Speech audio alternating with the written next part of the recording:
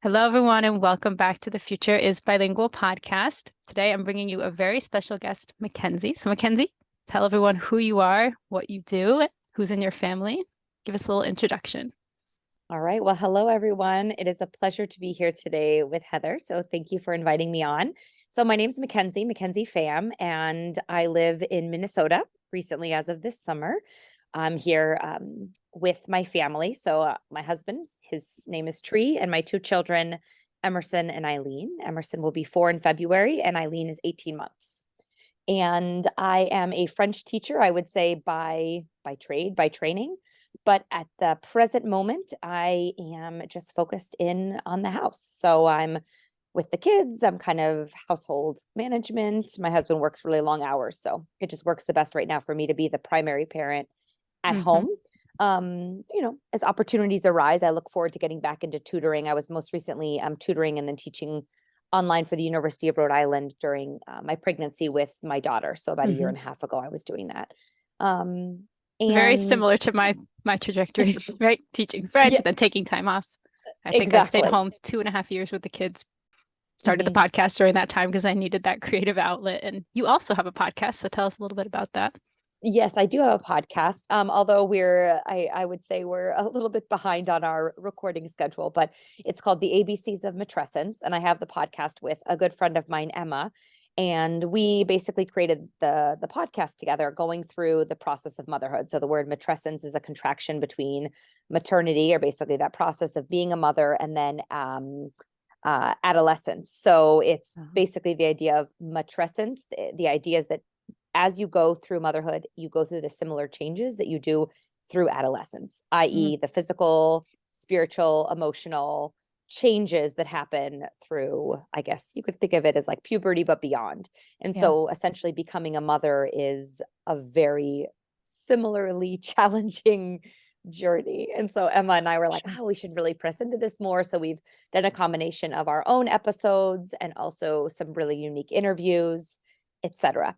And then when Emma also had a second child, her daughter, and I did as well, I think both of us, just life with 2 kids was like, wowza. So we haven't been actively recording. That's okay. We get it here. I mean, I took a long hiatus as well. So people listening, they know all about that. Life happens. And they're also mostly parents, so they get it. But we will link up to that so that people can listen. Because, of course, I just said this today. I released an episode this morning that there's tons of podcasts and they don't have to be actively recording right now, actively creating to have great content. So you can go back and listen to a podcast from 2013 and find the most amazing things, right? It doesn't matter if it's not brand new, spanking off the press, right?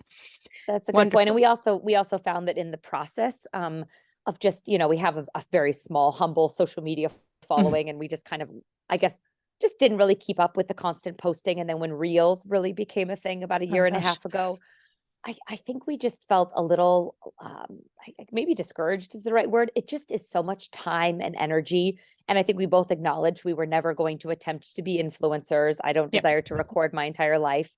And so both of us were like, you know what, we've enjoyed doing the podcast, but we need to take a step back just because of kind of time in life, and then be realistic too, like growing our following, trying to get more listeners. It's an endeavor. And that's very wise. You guys, listen to the season you're in, what your internal, body and mind were telling you that this is not the right time to pour more into a podcast. I need to pour more into my family or, other things. So very wise. 100%. And if there's time, because it gets easier as kids get older. So if, time allows in the future, you never know. That'll be an opportunity that you'll see. You're speaking to me slightly from the other side, right? You're slightly toe the line on the other side. Wait, how young is your youngest? Because mine is 18. Yes. So my oldest is 5.5, and my youngest will be 4 in a few weeks. So yeah, we have similar age gaps too, because I have like the 1.5 and then the almost 4. So close together. Okay. It was a roller coaster, as we were just mentioning before starting. So tell us a little bit about languages and your journey learning them, and who's in your family, what languages you all speak, how that works. So I had a pretty typical upbringing in terms of English speaking upbringing, nothing fancy there. When I was 14, And in high school, given the option between Spanish and French, again, straightforward, I always thought, oh, French, Eiffel Tower, like very cliche, like that sounds cool. So I picked French and I studied it in high school and I enjoyed it. I had great teachers, two different teachers in the course of my high school studies, and I really liked it. And it was just, I wasn't great at it. My accent was pretty atrocious, and that was that. And I had never traveled abroad or anything. My parents prioritized traveling with us, in the States, as far as like we grew up in Arizona. So they would try our best to take us to the beach every summer and to the mountains every year. So we get like a little week here and week there, but we didn't do international travel as a family growing up.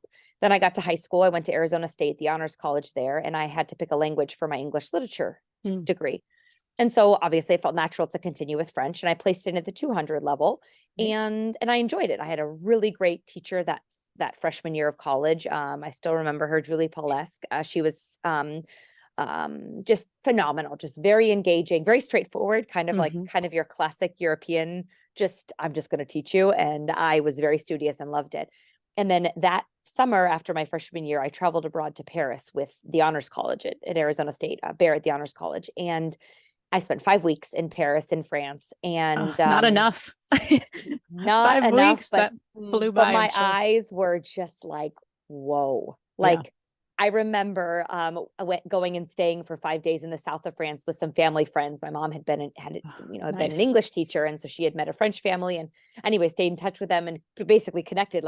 So I went on a train 6 hours south to Toulon, and they live in Lalande, down in the south of France. And I remember looking up in my dictionary, wait, how do I say perfectly, thank you so much for inviting me? And now it's so funny to me that I was looking that up, and I remember having dinner with them, and I was like 19. And they asked if I was finished with my meal, and I said, oui, je suis fini. Oh no. I said, yep, I am finished. I am dead. I'm dead. And but it was fun, and it was like invigorating to be there. So then I come back, it's sophomore year of college, and I was in another class, another teacher. I continued with my French. I think I still had a few more credits to go to meet the requirement of the English literature degree. And it was a simple assignment. I had to stand in front of the room and describe my outfit. So very straightforward. Nice. And I just froze. I had just a moment of not really a lack of preparedness. I think maybe it was just a combination of nerves, and I couldn't get the words out. And you never know how it is in an academic setting. Sometimes there's another student in there who's really good at French, and I don't know. I just felt nervous. Although honestly, I think that's happened to me even in my native tongue. Like sometimes I'm just like, wait, what was I gonna say? So yes, and you kind of feel on the spot. It can, and especially there's something about especially like a very traditional college setting classroom. When you come in and I remember I left the class that day in tears, and I was like, I am just not good at French. Like, I make the grades because I study, but why is this so hard for me? And I was like, gosh darn it, I am going to dedicate myself to this. So I went and I declared French as a double major. Nice. I booked a study abroad trip to Quebec, and that was that. Wow. I was That's like, awesome. I'm doing this. Like, I am 100% doing this. And I remember my mom distinctly being like, honey, you don't need French. Like, you picked English lit. And I'm like, nope, I do. I want to do something French. Told you. Yeah. Something was telling you, like, I need this. So I did that summer. I went to Quebec, and I was there studying, and I was now double majoring. The next summer I was studying in Cambridge, but I also did a couple weeks in Europe. So I had a little time in France, just backpacking. And then the fourth summer rather, I was in Lyon. So I did that. And then I pursued a master's. So I did a master's in French literature, also at Arizona State. And that was incredible in two ways. The first way is that I was able to do a whole semester abroad in Lyon.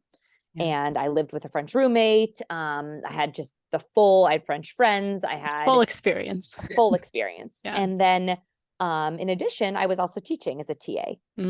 So I got to teach at Arizona State 2 classes a semester, and I ended up prolonging for an extra year. I was like, I love this. I'm going to do this for a third year. I don't think now they let people do that. I think but it was great. Cut you off. So, I loved teaching it. I did that as well at UMass. I was doing the TA teaching classes, and it was so much fun. Yeah. Isn't it funny how they call us TAs, but like I did everything, right? You're basically being a lecturer. Yeah. Yes. Yeah. But they're not giving you the full title. It's fine. No, there's definitely no title, but yeah, so it was great. And so then I came out of that and I was kind of unsure what I was going to do. I remember I was looking at Starbucks for like insurance benefits. And I was like, I actually thought I was like, I'm going to take a year off and then I'm going to apply for PhD programs. And the reason I felt like I needed a year off was just, I mean, 7 straight years of school, undergrad, graduate. And I just thought maybe I'll just travel and, I'll get my insurance benefits for, whatever my parents' insurance runs out.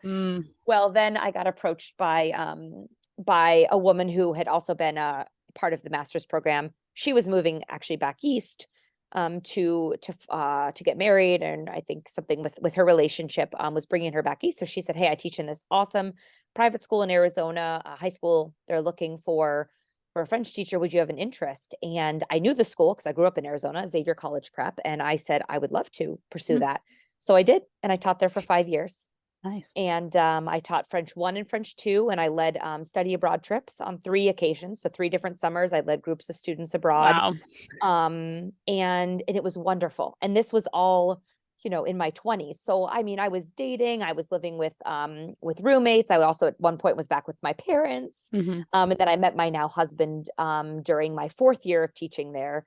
And so yeah, I was able to obviously that 4th year we were dating, and then during the 5th year we got engaged, and then he was accepted into a residency program in Rhode Island. So my 5th year at Xavier was my final year, and then we moved to Rhode Island. Big and move. Yeah.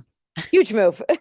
It was So it was wild. But then when in Rhode Island, I taught as an adjunct at the University of Rhode Island and also at a community college, did some tutoring, and then landed what was truly a dream job for me there at a private school teaching like 6th, 7th, 10th, and 12th, 4 different classes, while pregnant with my son.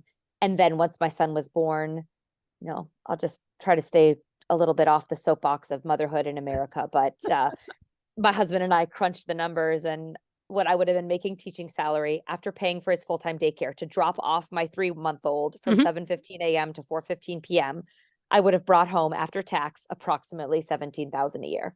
And my husband's like, that makes 0 sense. Yeah. We're literally making $17,000. I crunched the numbers for myself as well when I had the 2, and it was like $100 a week. Yeah, because 2 and the infants cost more than the toddler. So it was like 2 in daycare. I think I would be making $100 a week. I was like, that's not worth prepping 4 classes, teaching 5 classes, but 4 of them are different preps, staying up till 10. And I closed my computer. And then getting up overnight. Yeah, well, yeah, I close my computer only because I have to. There's always more work to do, but I close it at 10 because I have to get up at 5 the next day. Plus I'm breastfeeding at night and getting up at all hours. And then you're pumping all day during work. Pumping all day. Oh, there's just somebody else to give your baby a bottle. Yeah. So many reasons why it's so hard. And yeah, I 100% agree that we need at least a year of maternity because your baby's not ready to separate from you and you're not ready to separate from your baby. We get nothing. Teachers, we got 0 pay. Oh, I got 0 weeks, pay too. 0. Nothing. Yep. Nothing. It was all detracted from me. And then the other frustrating aspect of it was when I explained to the school, is there any way I could do this in a part-time capacity? I don't need the benefits. I got them through my husband's residency program. I would love to teach a few days a week. I can do a flexible teaching schedule. Like I had a nanny that could come very part-time, etc. And that was a no. And then I asked that too because I had my mom. Yep. I said, can you hold my job for 8 months? Allow my baby to be, he would have been 9 months old. And then at that time I could consider coming back. Nope. Like everything was a dead end. And so it's like, I know in other countries, if I'm not mistaken, in Canada, they hold your job. Yeah. And they give you a lot more time off. I just saw a TikToker who was, I don't even have TikTok, but people repost. And she was just literally, she was like holding her baby in a carrier. And she's like, American moms, are you guys okay? Like, I don't think you're doing okay over there. Like, do I need to call the police? Like, how are you surviving with and she listed all the things. So, and my husband he got 6 days off, six days off, very generous. And they were only because it was his vacation week. So my son was 6 days old. I don't want to laugh, but oh my God. I know. My son was 6 days old and my husband was back to working. This was he did 2 residencies. This was the first one. He would leave the house at about 5:45 a.m. and he would come home at 7 p.m. And he had 1 day off a week. So we would laugh because literally every one of those nights he would get up at 4 a.m. to literally just hold and rock my sleeping son because it was his only time with him. I mean, you survive. I mean, that's depressing. Not like No, it is depressing, but I'm depressing. like, how can I let this be like my son's reality? He gets 1 hour with his dad while he's asleep, and then I'm working from 7 to 4. It's just like, so it was very, well, I'll put it in the present. It is very hard for me because I worked so hard to master the French language. I love teaching. I'm passionate about educating in general. I mean, I think I'm similar to you, Heather, in that I really love teaching adults because I feel like they come and they have a goal in mind. They are determined. They are also mature enough to be able to put in the work that requires. They're not forced to be there like a high school or middle schooler. Totally. And you know, in college to some extent too, you get the blank stares, but just in general, the teaching, or even like I would say a tutoring situation where the student is younger and really motivated, it's so invigorating. And so for me to have that total part of my life be on a complete pause is just really challenging. And I think it's a combination at a deep level. I feel it is. It's motherhood in America, but it's also life with children, and then life with children, and it doesn't operate in a silo, like you have a child and there's, in many cases, a partner involved in that. So what does that mean for your family? What does that juggle? And so anyways, it's a lot, but that is my story. I love French. So how have you kept French? Spanish. Oh, okay. Tell us quickly about Spanish and then we'll get. That's a quick insert. So when I had been studying French for a while, I decided in 2014, I really wanted to start to pursue Spanish. So I took a few Spanish courses online, and then I spent 2 months abroad in Granada. Oh, nice. So yeah, so that was really cool. And then the following summer, I did a full month there, and then I traveled around Europe for a few weeks. So it was kind of about 5 weeks again, total in Spain. I continued studying it for the year. And then the next summer I went and did 3 weeks. So I did a couple weeks in Bilbao, northern Spain, the Pittsburgh of the Pittsburgh of Is that Spain. What they call it? They call it, but I loved it. I was like, Pittsburgh of Spain rocks. And then I did a third week in Toledo. It's still Spain. So it's still Spain. It still beats anything in America. Exactly. It's still like absolutely better. And then, so then I came back, and my Spanish level was, they say it was about like a B2 C1 was what so it was pretty passable. That's decent. And then I kept up with it, I would say, and then kind of getting started in Rhode Island, from basically 2016, 17, 18, 19, 20, kind of like that 4-year Spanish was really back burner. I mean, I would use it if I had to, like it happens to all of us. And then but then when we were kind of mid-pandemic, and I was thinking about having a second, and then pregnant with my daughter, I picked it up again, and I had a great tutor, a young kid, just shout out to Perry because he rocks. And he was working on his undergraduate degree actually down in Augusta, Georgia, and he was recommended to me from my first Spanish teacher, actually, through Arizona State. And she was like, I had this student, he was great. So he taught me for a year over Zoom, and he was awesome. Mackenzie, we're now of the age where our teachers are younger than us. Yes. Isn't that depressing? 20. I know. And I remember at one point I'm asking my husband, honey, you have to Venmo Perry. So he Venmos him, and he sees like Perry's profile picture, and he's like, honey, like, how old is he? Is he like a teen? I'm like, I think he's a teen. Oh my God. In my head, I'm like, honey, you should hear his Spanish. And he's like, anyways, so he was just hilarious. Hard, and he would like tell me like his stories in Spain and about his cute little American girlfriend. And I was like this motherly figure as my belly's growing. I remember at one point we're on the Zoom, and I had to like stand up to do something, and I saw his eyes go, then, yes, Perry, I told you I'm pregnant. I actually am. There is a baby in my belly. And it was like, this is very obvious that 19-year-old Perry does not interact with pregnant women. Not ready for that. He was not ready for that.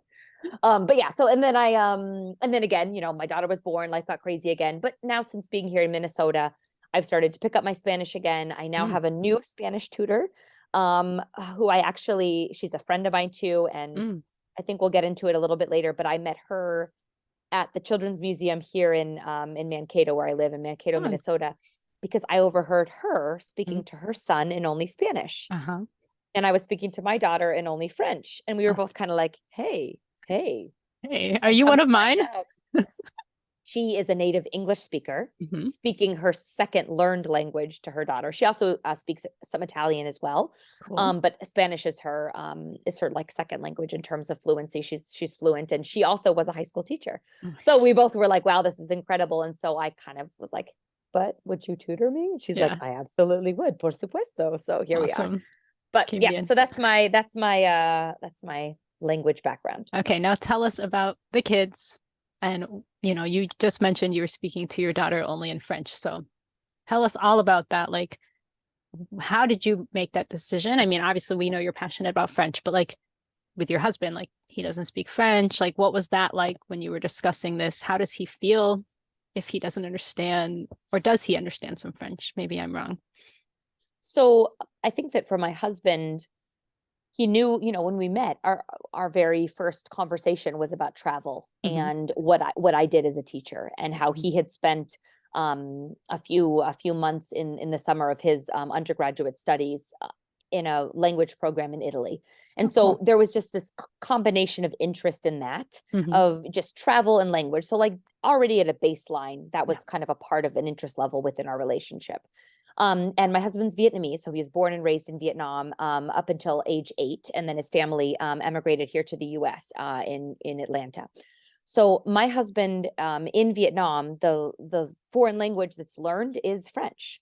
And I'm not sure, this was, mind you, in the 80s. They came here in 91. I So was going to ask if um, that's still true, because I know English is taking over as lingua correct. franca, but I would say that English is probably more predominant, but it's not like it's difficult to find a school in Vietnam that would offer French. yeah, So my husband's grandfather spoke fluent French hmm, because of the of colonization, course. but Yeah. that's pretty much, I mean, his parents took it in school, but then it kind of like that was it. So it kind of becomes how, I'll say this, unfortunately, I think a lot of us here in America have a relationship with Spanish. We're like forced, quote unquote, to learn it in Yeah. school. And then if we don't utilize it beyond that, that just becomes it. So I would say that there's probably some of that with French, but he did, so he had exposure to French for, Hmm. about the I think he started, like, maybe they started introducing it just a little bit in preschool. So for a few years, from like age 3 to 8. Then he came here to the US, and he and his siblings took French just in school. So that was their language they took in school in high school Hmm. and in middle school, I think, if So it he was has offered. some So base. He's not totally. yes, and he has a very good ear, and he's also fluent in Vietnamese. But he kind of does say sometimes his speaking level and his reading and writing is a little bit more, he says, kind of like a third to maybe fifth grade-ish, because Yeah. he doesn't Well, use it every day. Yeah. So when he did a medical mission trip there during his final year of med school, and I was able to join him over there for a little over a week, which was a neat oh, experience that's being so in cool. Vietnam. Yeah. Yeah, and he said that within just a few days, really, within a Hmm. couple weeks, it was like the Vietnamese language Back. just kind of came back. And so I'm sure. that was a really cool experience for him. But yeah, otherwise, and with his parents, he does he speaks a lot of Vietnamese, but then English words mixed in. And Yep. then with his sisters, sometimes I think they'll use it just if they're trying to like say a little quip or something, Hmm. but Hmm. oftentimes they're usually just speaking in English. But So that's really interesting, just for us people who are interested in raising bilingual kids, that, just to take his example of speaking a language up to age 8 and then moving and having to learn English, right? Like, but there's still this like base, even with, I mean, I'm talking about his Vietnamese, not his French, yes. but like it's there, right? And that's what we're all hoping for. Like, if we raise our kids up, I've heard up to adolescence is kind of the goal. Like, if you can keep them speaking up to like 12, 13 and have a really good base, that like they'll never lose it. It's still going to be there. Whereas if they stop at like 6, there's a really good chance that they might just lose it, right? Like, that's only halfway. And, depending Mm. on what they need later, another language, another this. But yeah, I've heard kind of the goal line is get to adolescence. But even him, like, I'm sure he still used it when he came here with his parents and his family. Mm. So, that base is still there. And that's kind of what we're all hoping for. Like, keep that language, that fire burning, right? Even if it goes down a little bit, it's not as big of a flame, but like the embers don't go out. And That's a even really just a good quick point. And trip back can, like, now he's Mhm. immersed in it, he's hearing it, he's speaking it all the time, and it just quick comes back. So that's really cool. Exactly. And I think too, as parents, you know, they didn't waver. They didn't come here and say, okay, we need our kids to learn English ASAP, so we're going to only try to speak English to them. No, Oh, that's they so were good. learning English themselves, so they just spoke in Vietnamese with the kids.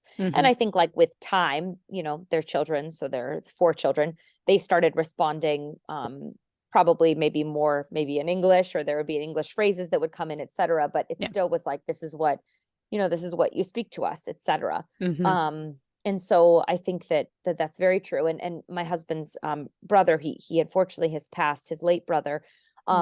He did really truly master the Vietnamese language. Wow. So he made it a professional goal. He worked with my husband's mother for many years together.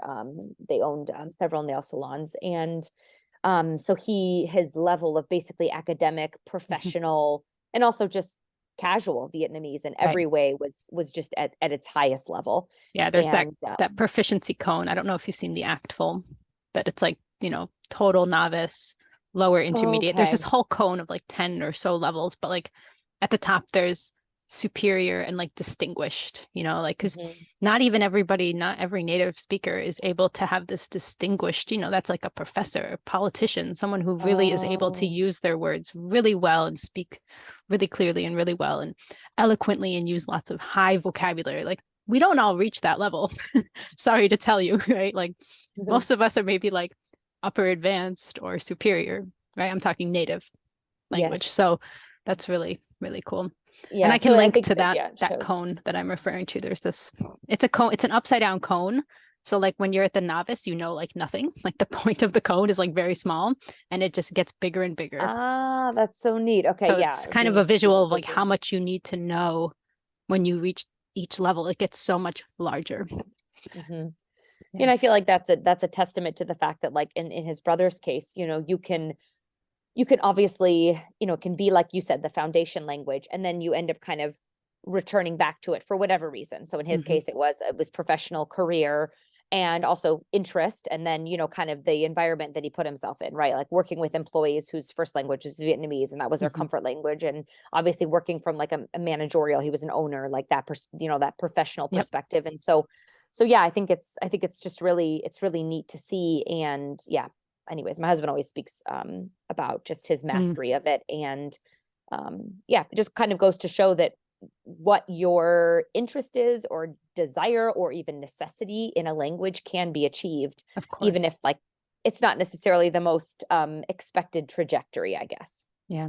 And if you want it bad enough, you can work and achieve Hmm. it for Yeah. sure.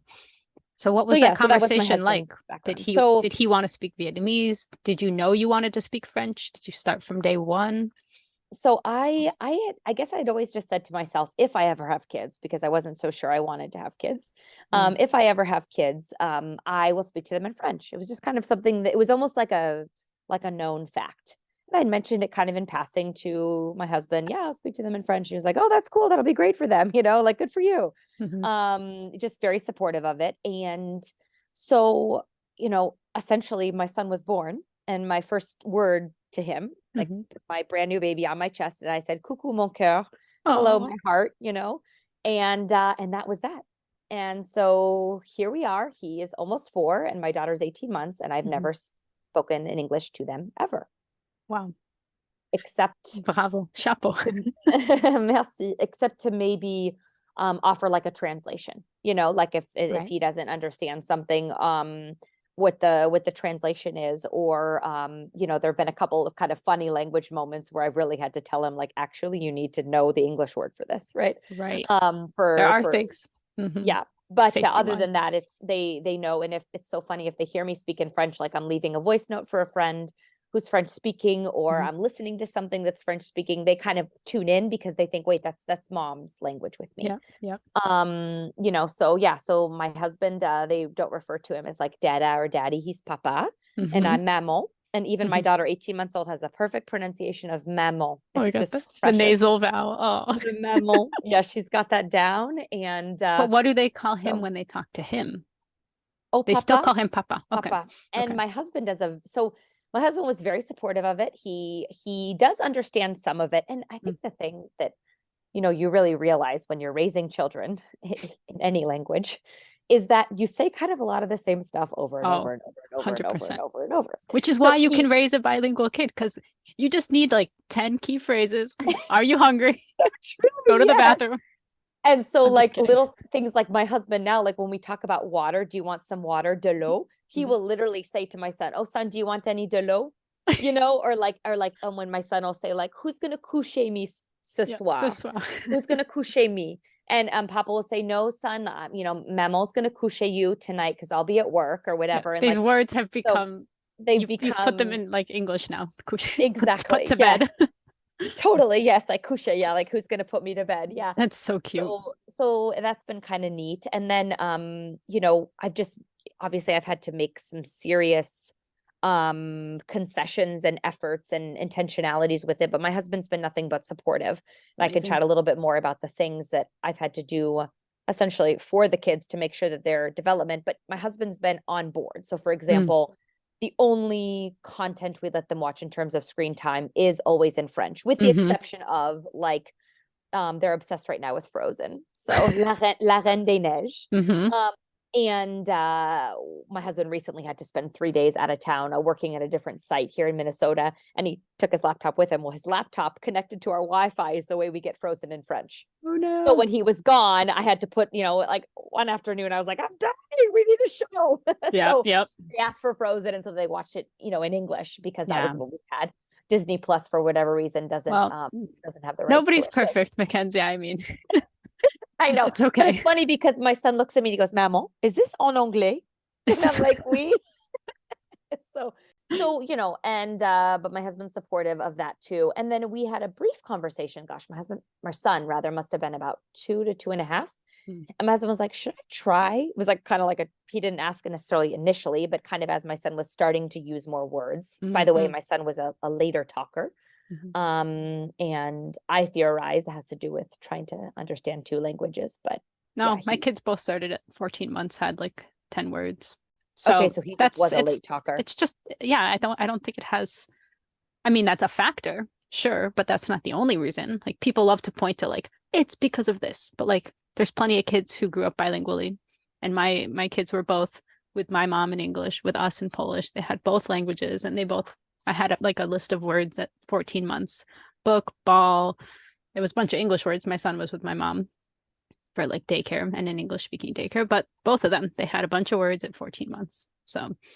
Wow. So probably was then just him. It just, that's just certain kids are later talkers. Certain, it's not it's not the only factor, but people love to point to it like, well, it must be because I spoke to him in French. But no, like you could have been speaking English only to that child and he could still start speaking he just it said too. like gum gum gum. Most of my friends are, they speak other languages, but not to their kids. So they're raising their kids monolingually. And I have friends whose kids spoke at all different ages, all over the gamut, and plenty of late speakers in that group. And they're not because they're speaking a different language, they're only speaking English. So, well, you know what? I suppose I'm going to have a perfect, like a test control for this with my daughter, because already at 18 months, she has quite a few words in both English and in French. And so more than my son did at that age. So kids are different. Who knows? It's not one thing that did it, but people love to blame. Well, you shouldn't have done this. You shouldn't be raising them by no. Have you ever seen the video, just as a quick side note, where they said, like, it's like, you shouldn't raise your kids bilingual. And then it's like, she gave 2 different words that were like the same in English. Like, well, don't tell him the word content, just only use happy. That's the only word we're going to use. You can't use synonyms, like, because it doesn't matter, right? Like there's plenty of multiple layers of language, even with one language. You're not confusing them by teaching them like pelota, ball, ballon, like that. They can handle it. Yeah, there's multiple words even in one language that mean one concept, and they can have multiple words in different languages. The kids are smarter than we give them credit for sure. Like, like you're saying, your little kids like, oh, is this in anglais? Like, that's true, to pick up on that. And I think another factor too with my son was from 13 months old, we were in the pandemic setting. So from 13 months until we put him in Montessori school at 19 months, like mid-pandemic, essentially. That was August. He started in, I think, late August or September 2020. But he had literally just 6 months of just French at home with me and English with my husband, but that was it.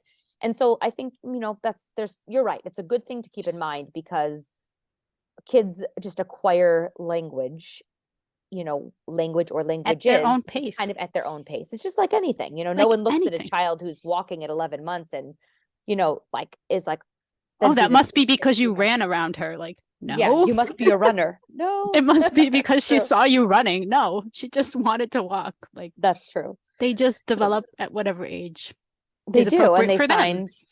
So I think when my son started to really put a few more words together, which was a little bit later, like I said, kind of 2 to 2.5, my husband was like, "Should I do some Vietnamese with him?" And I basically, I really thought about it, and I kind of came back to him and I said, "Here is my opinion. You have seen me do French with Emerson, but I'm going to tell you exactly what I do with him, so Right. this is the amount of effort that it takes me. Do you feel like you can put in that effort for him in Vietnamese?" And I said, and I don't think I can have a role in it because the closest Vietnamese language program is often it's in Catholic churches here in the US actually. And the closest one was in Boston, and we were in Warwick, Rhode Island. And I'm like, well, we're not going to drive an hour and whatever, 20 minutes. And, to achieve that on a Saturday, and, you're not home much. I know. And so I think my husband realized, you know what, you're right. Let's focus on the French. And this doesn't preclude us, or what was that the right word? Yeah, Preclude us. I think so. Prevent us. Yeah. English is my first language. I promise you all listeners that it is. Mine too. And I can't help you. It's the morning for anyone listening. We're still drinking coffee. Yeah, we still are drinking coffee, both of us. I think that, I said to my husband, this isn't going to prevent us rather from a trip to Vietnam or him later in life having an interest in it. But I think what I can support him with as the primary parent at home is this. So, and you don't, as the primary parent, you're like, I'm not going to give up any of my French time. You'd have to pick this. If you want to do Vietnamese, it's got to be on you. And yes, his work hours are, insane, unfortunately. So yeah, it's a reality check that I can't take this on. I've already got this French going on. Yeah. So I would say, if you think about, well, okay, what does it mean then? You said to your son when he was born, "Coucou mon cœur." What happens after that? So for me, it was obviously when they're tiny, little, you're just kind of narrating, what's happening in their days, and so all of that for me was always in French. Anytime I talked to him or addressed anything to him, it was in French, and a lot of it is very, very intentional, the things you say to your tiny baby that can't say anything, So he's hearing me speak in English all day long to other people, but always to him, it's in French, and so from a very young age, when you start reading books to them, I put this in air quotes because it's books, right? They're 2 months old, but either I would read to him books that were French books in French, or I would just translate in English, and I still do this today. So if he asks me to read a book, I just translate it as I'm going. Just get ready for that to change. He's going to be like, "That's not that word. Why did you say cœur when it says heart?" That's so it's going to come up soon. Your son can read. Yes, exactly. Not yet, but he's just getting to that. The sight. Yeah, they've done all the alphabet and sight words, and I'm getting the you didn't read that whole paragraph. Oh boy. Oh, right. Yes, because sometimes you're reading this intent, you're reading or rhyming. You're just giving a quick summary. How do I make? Yeah, you're just let me just So I would say that kind of something that started to happen from the very beginning is I remember he was I don't know, maybe 8 months old, and my parents did just a little trip to Quebec. And so I sent them to a bookstore, and I was like, you need to buy all these books. And then I asked a few French friends kind of who were in France kind of around the time of his birth or after, hey, can you just grab me a few books and I'll pay you back for them? So I kind of started a little library. And then I discovered shortly thereafter that you can order from Fnac. So FNAC and then point FR. I say this, I don't know if it's even worth linking for your listeners, but because it is expensive because you have to pay the frais de livraison. But it comes in 2 to 3 days. It's astounding. Well, yes. So I'm impressed by Le Fnac. I'm very impressed by Le Fnac. And so I basically, what I'll say is, especially to my in-laws who, they want to contribute to the kids in terms of their education. So I'll say, hey, here's the deal. I'm ordering 100 euros worth of books. The shipping is 40 euros, which I know sounds insane, but I choose very carefully the books that I pick. And I keep a running like a little shopping cart always. And I'm like, Yes, oh, yes, okay. And then I yes. pick and choose. And then what I most recently have done is I've Googled in French, basically I've typed in French, like basically books about helping kids with emotional regulation. So my son has books about big feelings in French that I was able to order for him, or like diversity, or talking about, issues that I think matter to me, or like the protagonist being like, being a, what have you, whether the protagonist has a different skin color than my child, or whether, the family structure looks like mine, a single mom, two dads, etc. Like I try to provide some examples of that, obviously in English, that's fine because I'm translating anyways, but also in the French content. So I was going to say you should look at like library sales, all used bookstores, but the caveat here is like, well, A, it's hard to find kids' books. Whenever I've gone to those used bookstores, it's like literature, it's all the Moliere and like the stuff nobody wants to read. But the other thing, I actually love Moliere. I mean, I love Moliere. I gave him because he's like one of my favorites, but most people are not like. No, you're right. Last I Moliere. checked, people are like, is Moliere on the bestsellers list? Yeah. Okay. But you don't usually find kids' books. And then the other thing is you're mentioning books that are very, 2023, like get your kid woke, woke baby.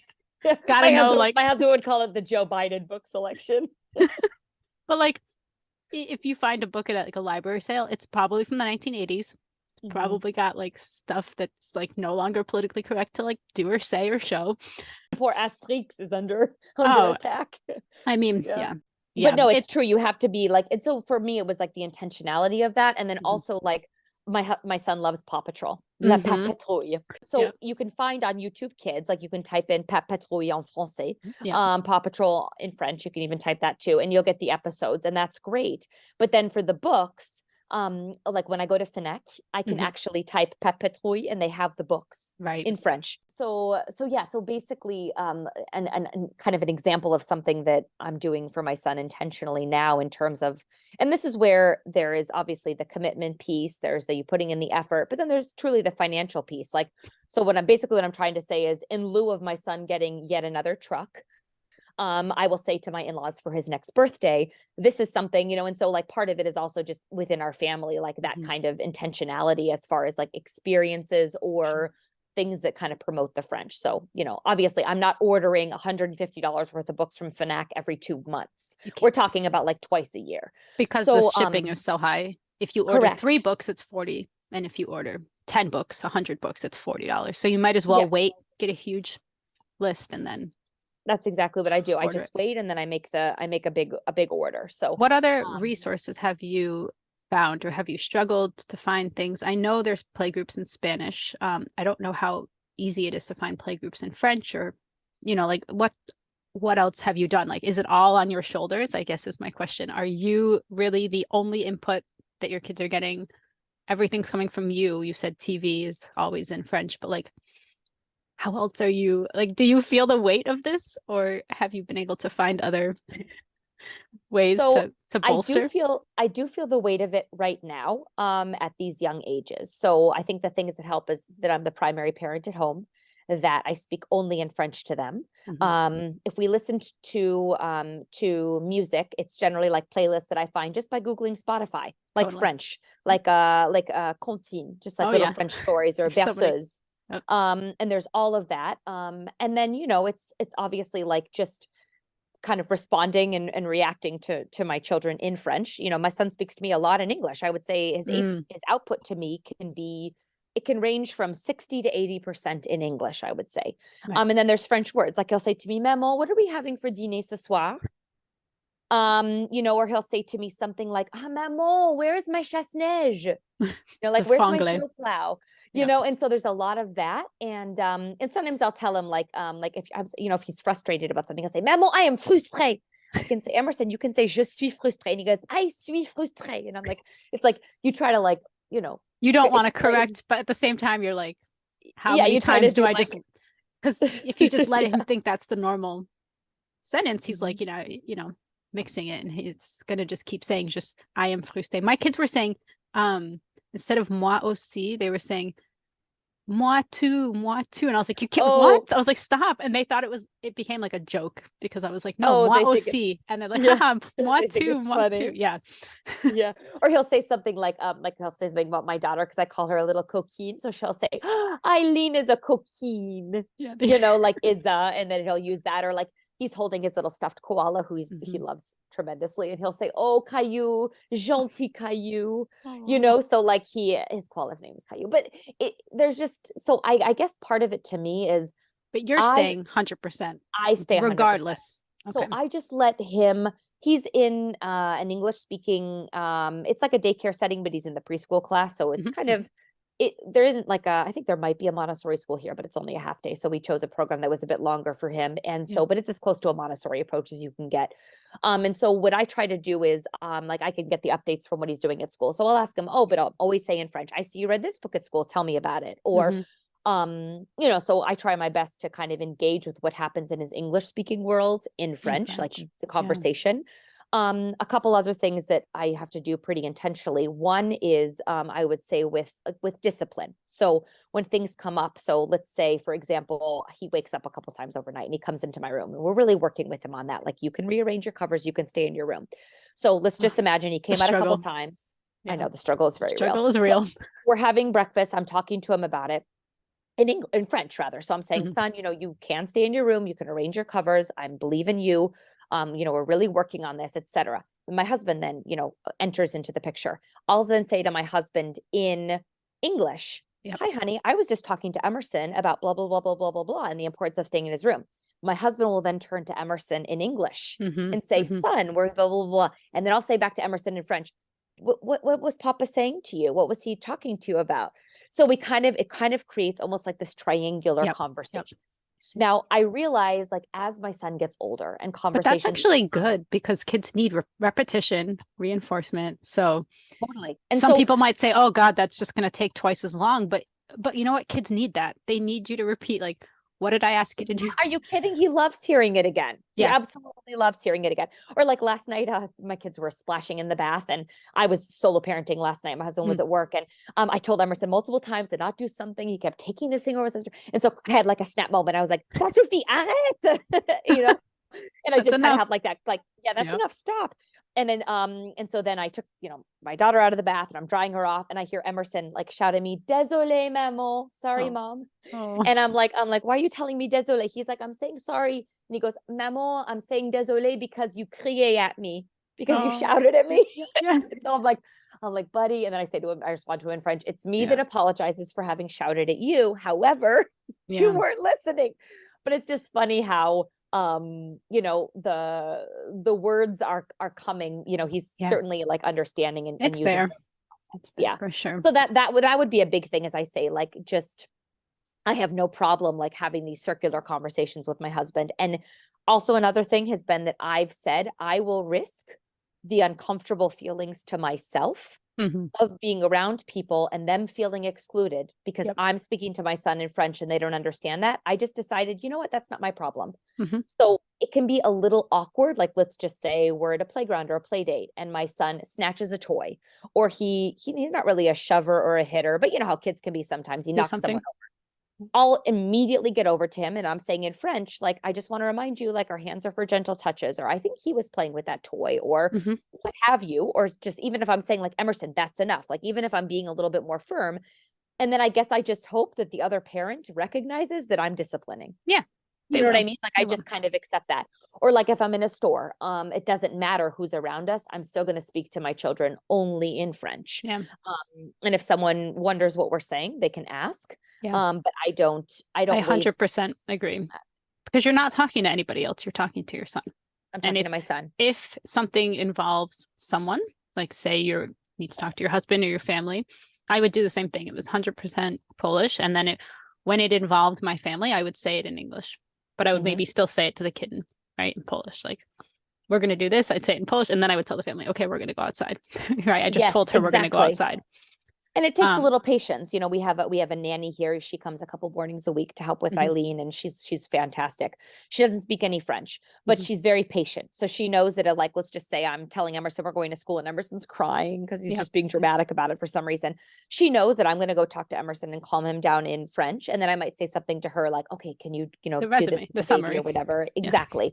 And so that's just another aspect of it. And then I would say too, it's, like I said, we don't do tons of screen time, but when we do, it's in French. So I use YouTube Kids.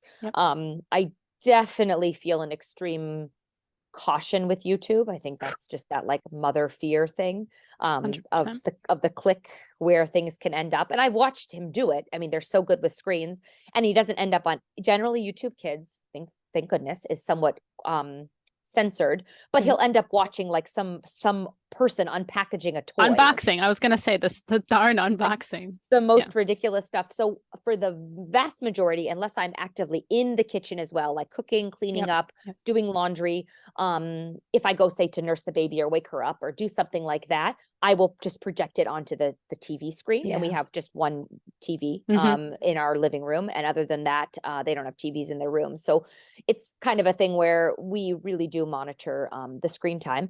And then also he has taken to listening to stories. Oh, nice. So, we have been listening to, he got really into Casse-Noisette, the Nutcracker, over the holidays. So we listened to just a few stories through Spotify. So I try to be intentional about that. And then one thing that we're getting him for is his that birthday, a podcast or is that? Yeah, it's just a little like it's a woman who does children's stories, and she did like a 5-part Casse-Noisette. Each one's like about 6 minutes. If you can long. send it, I'll link it in the show notes. Oh yeah, I'm sure we have lots of parents who speak French. So yeah, that would be neat. But the one thing that I'm gonna do for his upcoming birthday in terms of languages, I feel like it's taken off here, either the Toonie or the Yodo for kiddos. Have you heard of either? So they're like an audio box for kids.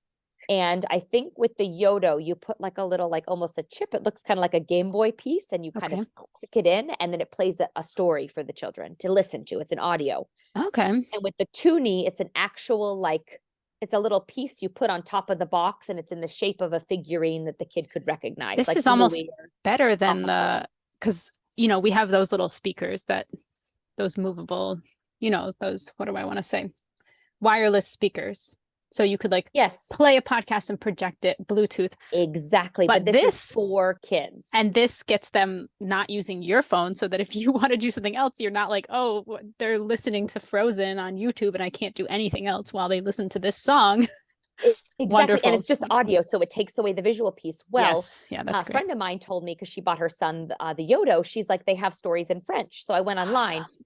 But here's the thing, they do. But speaking of what you said about your idea about going to secondhand stores, all of the stories are more of like the nursery rhymes or like the very basic stuff.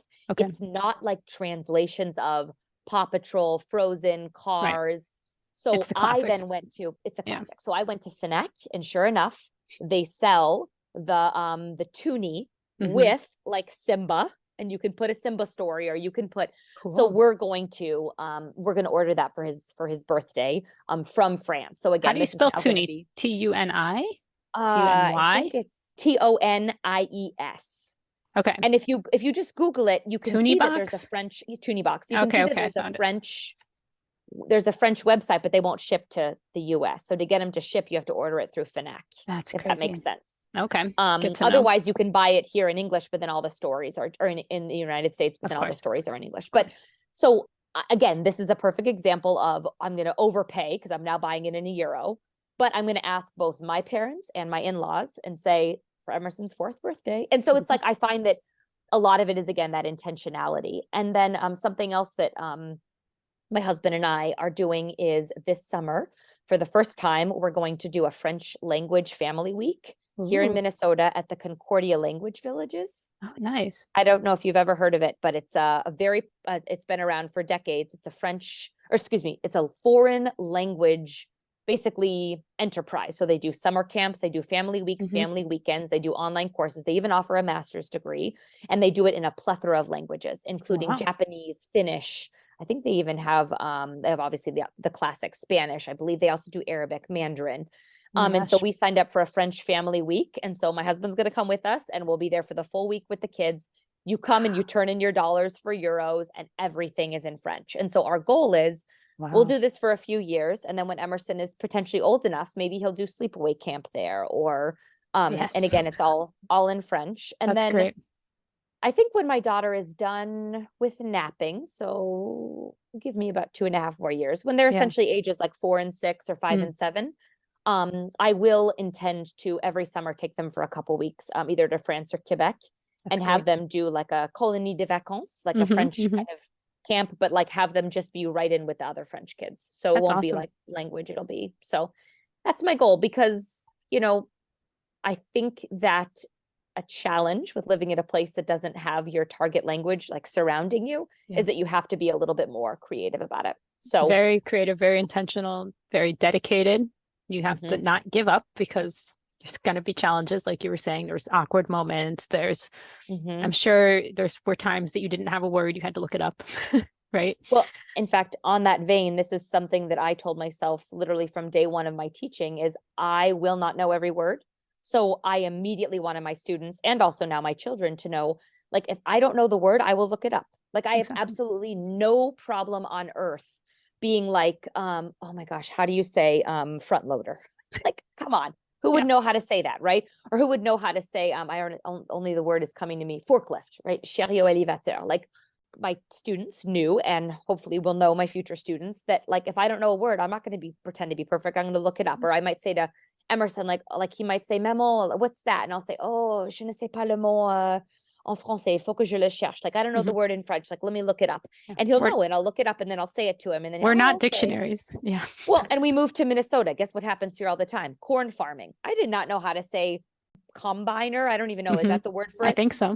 Moissonneuse batteuse. So now Emerson, like, oh, Maman, I see a moissonneuse batteuse, you know? Oh my gosh. And I would not, if you just said that in French, I would have no idea what you're talking about. Well, then there you go. Like, why would I know truck vocab? And so I think part of it is like, you know, you show your child that you're willing to look up the words that are of interest to them.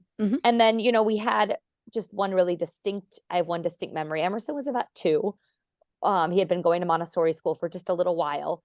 And one day I picked him up. He wasn't talking a lot then. I put him in the car and he asked for his water. De l'eau. And I gave him his water and he just, he chugged like he was in college, right? Like I was like, you buddy, this is just wild. You chug. And afterwards I said, like, why didn't you ask for water at school? And he kind of looked at me confused. And I said to him in French, you know, what do you say at school when you want water? He goes, de l'eau. I said, buddy, they don't know what de l'eau means. And I actually said to him, like, il faut que tu dises water.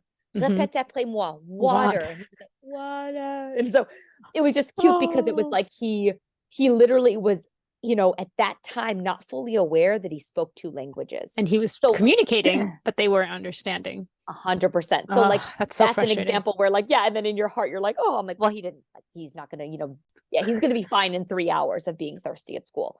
Right. But it was kind of one of those things where, you know, I'm like, okay, we got to make sure that we're always. And so that would be an example of when I do say the English word, just so he's aware of that, or helping him like manage things with friends at school. Like I'll say to him, you know, you can tell your friend de ne pas faire ci ou faire ça, and, you know, and like that kind of thing. Comme ça. I did the same, preparing my kids to go to the garderie, the daycare in Quebec, because I was like, if you don't know much French, but you need to know at least like certain things, you know, like body parts. I need the bathroom. Like I'm hungry, I'm thirsty, you know, just you have to think that like that level of Maslow's hierarchy of the basic needs. Can I communicate my basic needs? Because everything else is just, you know, as long as you can play, that's fine. We had a little bit easier because there was a lot of Anglophone kids because we were right on the border with Ontario. So he found the Anglophone kids and played with them. And he was fine. That's just like students and then they would study abroad, right? Being really intentional about like finding and then your friends that were bilingual, it would help. So if he couldn't say it, they would be like, he wants this. Il veut ça. So yeah, exactly. That does help too. Yeah. And I think just, you know, it's a lot of the intentionality, and it's, you know, it's helping your, like, occasionally, like very rarely he'll say to me like, I don't want to parler français. And I'll say, okay, buddy, you can parler en anglais. Like, that's okay. You can speak in English, but, you know, I'll tell him it's really neat you speak French. Like, that's really cool. That's a neat thing to speak French. And that's normal. Kids, you know, they go through lots of emotions. My kids have said, I hate you, you know, like that's a normal kids. They have to go through these emotions, and it's better that they tell us, right? And they communicate than they hold it in and they're resentful and I don't want to speak French and I can't even tell my mom, right? Like think about what could happen. It's better that he says it to you and you say, that's fine, I accept it. And, say it's just, I feel like you can't take what kids say, like, oh, they hate me because they said that. No, they're kids. He says one day he doesn't want to speak French. And I'm like, oh, well, we'll give it up now. It's like, no. And like, yeah, I'll exactly. say to him, he'll say, I want to watch Paw Patrol in English. And I'll say, well, actually, we watch Paw Patrol in French. So you get two great choices. You can not watch Paw Patrol and we can totally do something else, or you can watch it in French. Exactly. Those are your options. Like, yeah, those are the options. So I think part of it is just kind of some boundary holding. And then also just being, just, it was funny. My mom the other day with my daughter was, she was kind of she was holding her and she was, teaching her how to say, carry me. And so my little 18-month-old was like some version of carry me, like carry me or something cute like that. My mom's like, Mackenzie, okay, because my parents were here visiting and they actually own a house here too. So, but they're heading back to their house in Arizona. And she's like, Mackenzie, practice the carry me with her. And let's see if she learns it. I'm like, well, actually, Mom, I won't say carry me because I speak to her in French. Right. Mom's like, oh, right. Oh. And I'm like, yeah, that's the way it is. Sorry. Like, I know. My mom had a real hard time with it as well. She was like, I can't even understand my grandkids. I'm like, sorry. Yeah. And they do though. It's like you can speak to them in English, like they, and they did. And that's what it was just tough at the first stages when they're learning to speak and they only know so many words, but it's not in the language the grandparents speak. It's like a blow to them. Okay. Fast forward 2 years. My kids speak such good English, way better than Polish, right? Like tell your mom it'll all be fine. It'll all work out. Like this is not the end. They're going to learn English. They're obviously growing up in this country. Like they're not going to not learn English. Don't worry. And I think of it as like a gift to give them, like by making 100%. it a priority, and, basically teaching them French and, sharing with them my passion for the language and the culture. And it's opened doors for me just intellectually, personally, with friendships and, helping me feel like, the United States isn't the center of the world, really 100%. truly having a more global perspective, understanding, compassion. I mean, the joys of, like right now I'm reading, just, for pleasure reading the book, Anomalie, L'Anomalie, by Hervé Letellier. And just the fact that I'm getting to read a bestseller in French, that's really cool. Like, we joked about Molière earlier, but like talk about, literally reading the French Shakespeare, if you will, in the language he wrote it in. Exactly.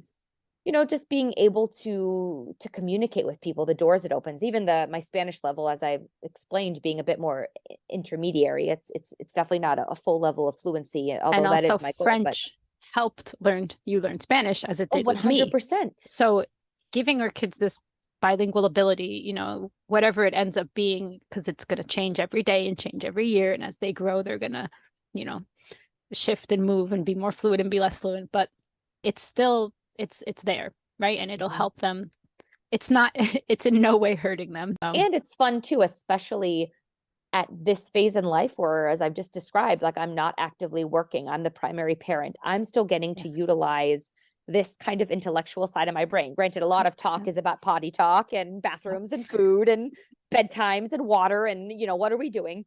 But I'm getting to use the French language every day, all day with my kids. And that's very rewarding for me. And I truly love doing that. And I think that it's something that nourishes me as well.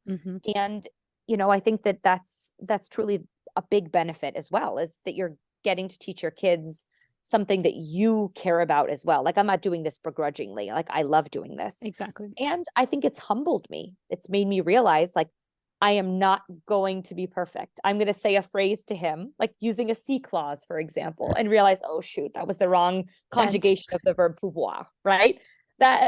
Or I'm gonna, look up a word after I say it. Did I say that right? And I'm going to have those moments of learning truly each and every day. And that's really cool. And you realize just truly how open-minded and curious kids are. Like if you say the wrong thing and then you correct yourself, first of all, they don't even notice. And then second of all, it's kind of cool to see them seeing that mom or dad or, caregiver has a passion for language, has a passion for another culture. And that's totally just something that I think far outweighs the concern of not being perfect. I love that you mentioned like you messed up the tense and you went and looked it up after, and just, you didn't say like, it's so terrible that I'm not perfect. And you said, it's so cool. It's so cool that I can like, keep learning and keep making, progress, and the kid's not judging me, and it's fine.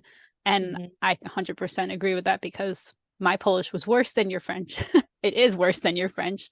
And I was still raising my kids and making tons of errors. And we would have like a discussion with my kids where I would be like, it's said this way.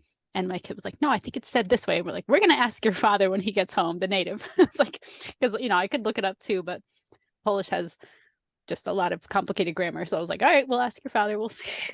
But like, when they got older, like around Emerson's age, like 4, my son would be so, you know how they are, like, this is how it is. And I'm like, I think it's this way. And no, it's this way. I'm like, well, you are the native speaker here, not me.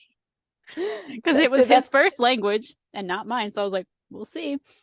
And I think it's fun. Like it's neat and kind of exciting to be, to be challenging yourself, honestly, linguistically, and just kind of see your kids. So much. I learned so much because my level was lower. It like pushed my level up because I forced myself to use it every day. I was learning songs, lullabies, reading so much, even though I had been learning it for many years, I wasn't reading books. I was just speaking. And it was like, okay, now I have kids. Now we have all these books, and I was reading. My reading got better. My vocabulary got better. It's, like you said, there's all these words in French that you had to learn, same for like, I don't use the word pacifier, bottle, like diaper, totally. Like it's a whole another vocab. And then the whole trucks and whatever your kid's interest is, like there's these little subsets of vocab that you don't necessarily, I don't know them in English. Like I had to learn the trucks in English. Like I'll ask, like, is that a forklift, or is that a front loader, or is that a dump truck? Like I don't know.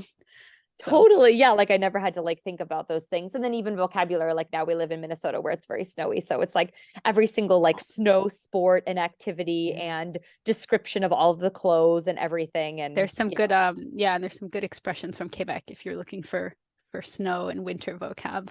Oh yes, I would actually, I would love that. Yeah, because just look up like expression like expression d'hiver, québécoise or something. You'll find a lot, because we were doing the French, the Freestyle, the company I work for. We have a French word of the day account on Instagram, and I worked on it for a while, and I was creating 11 words at a time in example sentences, and we're like, let's put in some like Québécois expressions, and there's a lot with winter and some good ones. So yeah, that's true. Yeah, because with I did a French teacher workshop in Quebec for a couple weeks at Laval in 2017. I went out there, and it was middle of summer, beautiful.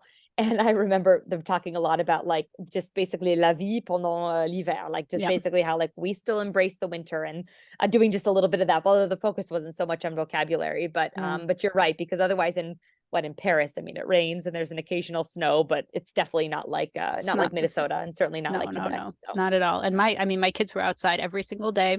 These kids were in these like full on snowsuits, like you'd see them coming in the morning and go out for their afternoon in the snow. I think they even went out twice. They sometimes went out in the morning and the afternoon, but yep, that's how my kids are here in Minnesota. No bad weather. The kids are outside playing. Whereas, sometimes I'm from the north, so we still go out, but I feel like if you're not used to the cold, you kind of stay in.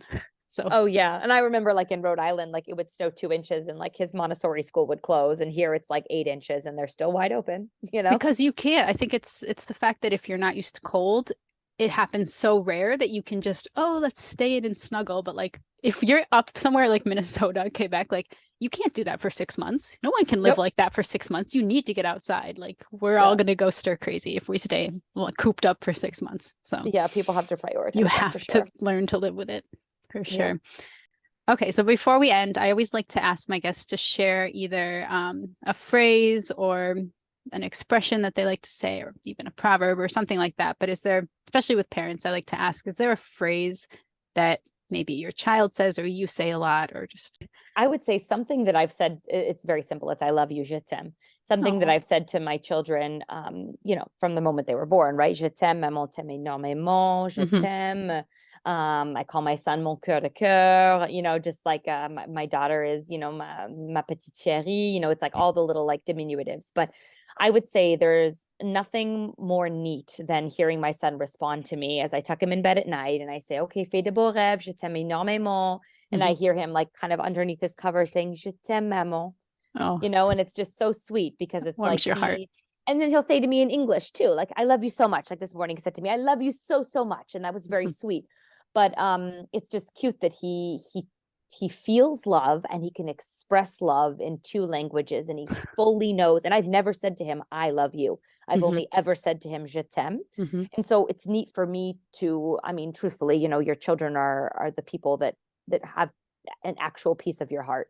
Yeah. And to have him saying to me that he loves me and that I love him, and we're expressing our most deepest emotions and affection for each other in my second language, and in his, I would say his co-first language, right? Because English and French are probably both his maternal languages. But the fact that he's saying that to me as my son, and he learned how to say that from his mom, who learned French as a second language. That's so beautiful. Yeah.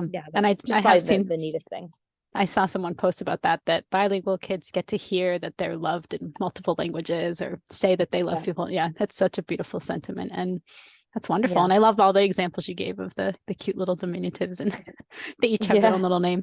That reminds me, my son was born, I think, on the author of The Petit Prince, Saint-Exupéry, his birthday. So I was like, oh, mon petit prince. When he was born. Mais c'est super. Yeah. Yesterday, Emerson was running around the kitchen saying, I don't want to be a prince. I want to be a princess. Because he's been watching Frozen. So he's like really into Elsa and Anna. It's just so cute. And how they pronounce it, Elsa, Anna. Yeah, the different names. It's just very cute how they, Have you watched Moana, which is Vaiana? I think. Yes, we have Vaiana. My kids like don't understand. Like, wait, why is it Moana? Wait, why is it like they're like, wait, Vaiana. It's Vaiana. I'm like, no. I think my husband looked it up. It was some like copyright thing or something because he found it for us in French, and I was like, why is it Vaiana? He's like, well, they couldn't trademark Moana for some reason. So I don't know. I'm like, okay, well, I guess at least we have it, Vaiana. Yeah, or like funny things like the Casse-Noisette. When my son and I went and actually saw the performance of it from a local ballet troupe. The young girl's name was Clara, but in the book it's I think it's Marie maybe. And so he's like, wait, is it Marie or is it Clara? So confused. He's like aghast, and so it's like, it's just cute how they pick up on all that. But I would just say in closing to your listeners that, if you are exposing your kiddos to a second or a third language, don't give up. And make sure that you're nourishing the language for yourself as well. I listen to podcasts in French about topics that interest me, whether it's motherhood or current events or politics. And I read books that interest me as well. I just got a very interesting book. I mentioned the novel that I'm reading, but I also just recently got a book in the mail called Le Regret Maternel, maternal regret, which is a very heavy topic. But it was a topic that I learned about through another podcast I listened to, La Matrescence, that I love in French. And just very interested in this topic. I don't have maternal regret, but I have moments of, I would say, like probably most parents, where you're like, "Ooh, my life was so simple and uncomplicated, and I was so well rested, 100%. And I drank my coffee hot." And so I thought, wow, it'll be really interesting to hear about this topic, literally from the horse's mouth, from the author that wrote it in French. And so I would just say, whatever your language is that you're trying to teach your children, make sure that you're giving yourself the pleasure of enjoying that language, whether it's lighthearted from a podcast or a TV show, or heavier, like an academic topic or a topic that is maybe a little bit emotional for you or what have you. That's very well put. I would say just make sure that you're pressing into that too, because it's you don't want your language to just be lullabies. When the plane goes down and you're supposed to put your own mask on first. Yeah. Like nourish yourself as well, right? Yes. If you're trying to teach your kid this language, and I was doing that, I was taking classes in Polish. So I would keep progressing my grammar because I was worried about my level and things like that. But we would, watching shows, listening to music. Yeah, I think you have to nourish yourself and your own language. What is the word I want to say? Like not your journey, but like your own knowledge base of this language. You can't just, like you said, be stuck in lullabies and books that say un, deux, trois, and like you're gonna go crazy. You're not gonna, you have to do things that are for you only, because we get lost. I feel like we get sucked into motherhood, and it's your whole being, it's your whole personality, it's your whole identity. And it's like a whirlwind because it never stops. So you can't get out of it. Never stops. It just never and, stops. and looking forward to the future a little bit. I try to like remind myself and reinvigorate myself and say, you know, it has been my dream to travel in French speaking countries with my children. Like I've spent, for example, time in Morocco, and I don't speak Arabic, but I was able to spend, you know, time obviously there as a French speaking person and 100%. connect with locals immediately in French. And I desire for my children to have those types of experiences. And, you know, when they're a little bit older, when things are a little easier, we're going to have that. So like, that's something that I keep my eyes on, that prize. And then even on the shorter term, like my daughter's still breastfeeding now, but I'm kind of, we're thinking kind of around 2. I say we, because I'm like, come on, girlfriend, get on my page 2, right? We're going to wrap this up around age 2. But my point is I'm also looking to a few more freedoms for myself in my own personal journey. I have a very good friend. One of my very best friends is French. She lives in Amsterdam now, but I already joked with my husband. I said, honey, for my 40th birthday, I'm heading there and I'm going for about a week, like gear up, you know? And it's like, even though that's several years away and it's not going to save me from the sleepless nights ahead when both kids are sick or whatever, it's, you know, what are the kind of things that also make me who I am? And language is a huge part of that. Yeah. So being able to think about kind of what lies ahead on both the parenting and the personal journey is that reminder that, you know, you're also doing this because you love it. So I try to remind myself of that when it feels a little tough, or when I'm like, oh, he speaks English all day with his friends at school, and, you know, the teachers speak English and we don't have any French clubs here in Mankato because there's basically no French community, and, you know, blah, blah, blah, blah, blah. And then I think, well, hey, what is happening? Well, the local museum just asked me to do, you know, 1 day a month with a friend of mine who's doing it in Spanish. And we're going to do a little reading hour in French. That's so cool. That's awesome. And we're doing this language camp in northern Minnesota. And, you know, we're looking at maybe another little summer camp. We can fly and visit family in one of the cities we have family and do a week or 2 of that. So you got to be creative, like you said. And if life isn't giving you what you need, you got to go search for it. You got to go create it yourself. Like I've said that before. If there's no French community, there's no French playgroup, maybe create one. Maybe everyone's waiting for you to start one. Maybe there are other parents, like you met the girl who speaks Spanish. Like even just having that, you know, someone to talk to about this journey, because I started the podcast feeling I was the only one of my friends, or I had a couple friends Polish that were doing it, but like I didn't know any other American friends of mine raising kids in another language. And I know we're out there, but we're all scattered and all over the place. And, you know, outside of America too, right? People raising kids in a non-native language. I was like, I want to connect with these people. I want to talk to them, hear their story, like we just heard yours. So yeah. Well, thank you so much for giving me the opportunity to share it. I realize I've never had the chance to really discuss it in this like succinct of a manner. So thank you. And so people have told me that before too. You're not the first guest to say, wow, we never talk about this kind of stuff. We do it. It's our everyday. And we never get a chance to talk about like, well, why are we doing this? Why are we speaking these languages? And it's fascinating. Well, your listeners, even though I'm not super active right now with the ABCs of Matrescence I'll link it. It's still, a great way to communicate with me through just the private messages, the DMs. And then from there, if there was an interest in either chatting a little bit more about it, happy to kind of provide my email address and what have you there too. So it still is something that I utilize in terms of maintaining my connection, for example, to your podcast and your content. But it's just not something that I'm actively doing right now, but still have full access to it and certainly utilize it in order to make connections. So I life will get easier. All commentary. So. Breastfeeding will end and life will get easier. It's got to end someday, right? That's true. That's true. Right. Yeah, you're right. A little bit more freedom awaits, as I know you're speaking to me from one step ahead of you. I was going to say not the other side, but you're a step ahead. So. No, nowhere near on the other side, but still, I'm still in the trenches with you. But yes, well, thank you for this opportunity. Oh, thank you so much. And it's always great to catch up. Let's not wait 2 more years. Deal. Promise. All right. Take care. Thank you. Thank you.